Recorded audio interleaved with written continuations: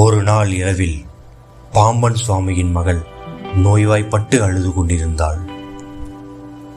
குழந்தைக்கு விபூதி கொடுக்குமாறு பாம்பன் சுவாமியிடம் அவளது தாயார் வேண்டினார். ஆனால் பாம்பன் சுவாமி மறுத்து முருகனை வேண்டிக் கொள்ளுமாறு மனைவிக்கு அறிவுரை வழங்கினார்.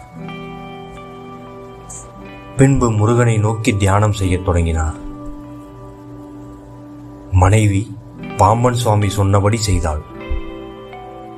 சிறிது நேரம் கழித்து பாம்பன் சுவாமி குழந்தை அழாமல் அயர்ந்து தூங்கியதை கண்டார். பாம்பன் சுவாமி மனைவியிடம் மாற்றம் பற்றி கேட்டபோது, முருகனை பிரார்த்தனை செய்ததும் ஒரு புனிதமான உருவம் வந்து குழந்தைக்கு விபூதி பூசி சென்றது என்றார். அதிலிருந்து குழந்தை முழுமையாக குணமடைந்தது.